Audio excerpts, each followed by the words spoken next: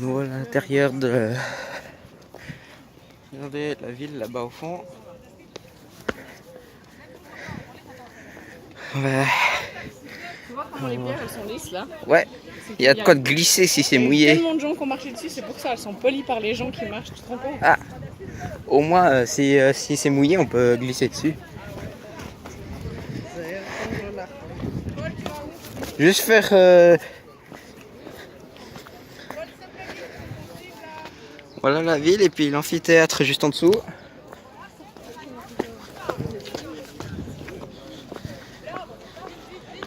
On va vite suivre.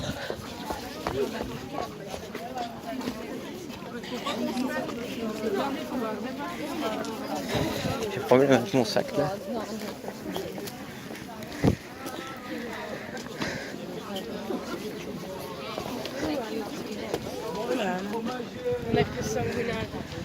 C'est trop joli.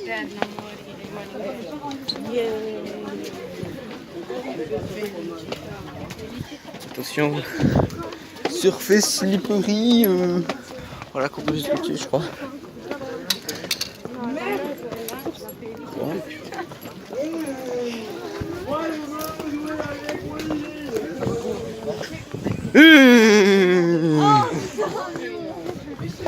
Oh si, putain, oui.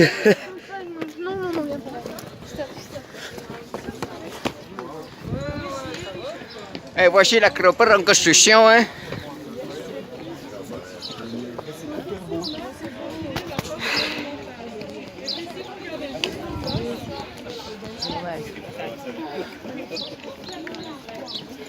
C'est très joli.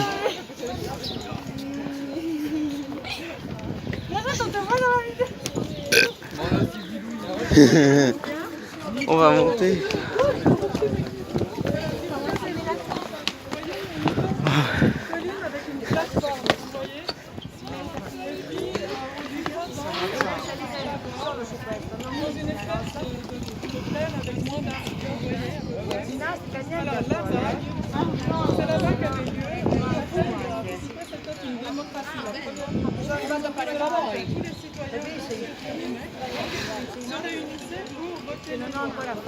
Et vous voyez, c'est juste en face de l'acropole, donc en France, en fait, c'est dans la toutes les délibérations devaient avoir lieu.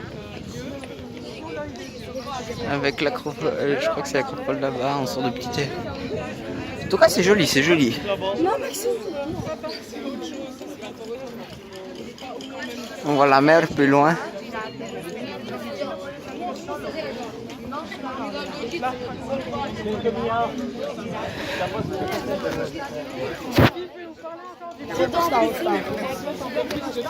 Cours, on va suivre la prof.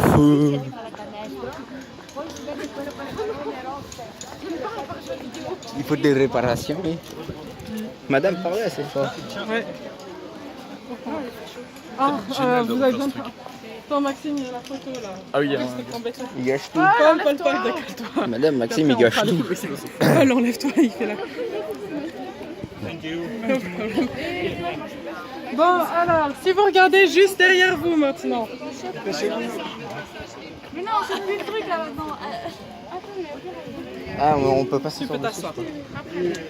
Ici, tu peux t'asseoir. Si vous regardez juste derrière vous, je vous montre ici là une photo de ce que ça devait donner depuis l'extérieur, d'accord?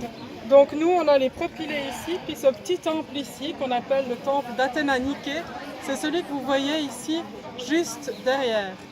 C'est un tout petit temple qui est consacré à Athéna et Athéna Niké. Niké, ça veut dire la victoire, donc consacré à Athéna qui donne la victoire.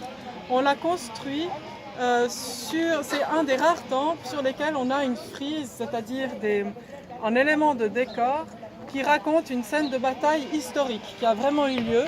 Et la scène de bataille, c'est la scène des Grecs contre les Perses.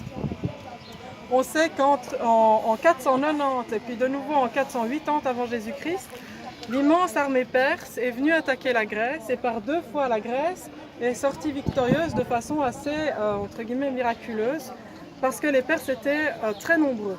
La première victoire, c'est Marathon, ça a donné lieu à la course du marathon. Et la deuxième victoire, c'est Salamine et Platée. Salamine, c'est une petite île qu'on voit par là-bas en face. Et puis Platée, c'est une plaine, là c'est la victoire de tous les Grecs contre les Perses. Et on représente sur ce petit temple la victoire de Platée. À l'intérieur, il y avait une déesse de la victoire. Normalement, vous savez comment elle est, la déesse de la victoire? Bah, elle est victorieuse. Elle est victorieuse, elle a des ailes. Elle a des ailes pour apporter la victoire, d'accord? C'est pour ça que Nike... Vous avez des Nike ici? Personne n'a des Nike? Si. La team, elles sont où tes Nike? C'est Adidas, ça. Alban, qu'est-ce que tu as comme logo ici sur tes Nike? Nick. Nick. Ce petit truc là, c'est pas un vu. C'est pas un vu qui dit well done. L'explication, c'est un swoosh. C'est une petite aile de victoire stylisée Nike. En fait, ils ont repris le nom Nike Victoire. Puis ils ont gardé juste le symbole de l'aile pour créer leur marque. Donc une chaussure Nike, c'est une chaussure victorieuse. Oui. C'est la victoire, c'est ça? Du coup, c'est une autre forme. Non, j'aime pas cette façon de penser. Donc, Vincent, la victoire par contre à Athènes était une victoire en bois sans ailes. Pourquoi est-ce qu'à votre avis ils l'ont faite sans ailes? Parce qu'elle pouvait pas voler. Comme ça, elle peut pas voler. Et si elle peut pas voler, qu'est-ce qu'elle peut pas faire? S'écraser. Elle peut pas partir d'Athènes. Donc les Athéniens la conservent bien au chaud chez eux pour c'est des enculés. être victorieux tout le temps. C'était un peu l'idée. Tout ce qu'on va voir. C'était des enfoirés. C'est des constructions juste ici derrière qui datent en gros du 5e siècle avant Jésus-Christ, la deuxième moitié du 5e siècle avant Jésus-Christ. Et tous ces grands travaux, tous ces grands monuments, on pense que c'est un personnage qui s'appelle Périclès, qui était stratège, donc chef des armées pendant très longtemps, qui les a encouragés, qui les a fait voter par l'Assemblée. D'accord? Donc, la raison pour laquelle tous les bâtiments qu'on a là datent du 5e siècle, c'est qu'avant, qu'est-ce qui s'est passé? Avant, les Perses sont venus, ils ont mis le feu. J'ai à tout brûler. À l'acropole. Alors, il n'y avait pas que du feu, les toits étaient en bois, par exemple. Il y a des statues qui étaient en bois, il y a pas mal d'éléments qui... Et bref, en gros...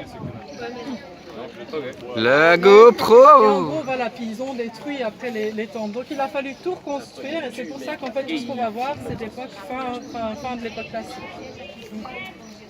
Qu'est-ce qu'il faut vous dire? On reparlera encore des Perses un peu plus bas quand on sera au musée pour expliquer pourquoi est-ce qu'on a retrouvé certaines Qui sera dans une prochaine vidéo. Mais je vous propose qu'on passe maintenant par les trois piliers et puis qu'on s'arrête. Ah, faites attention à un truc. Non, non, comme il y a des milliards de gens qui passent par jour à l'acropole, ça glisse super fort. Vous allez voir, la pierre est hyper lisse. Voilà, on est content qu'il pleuve pas.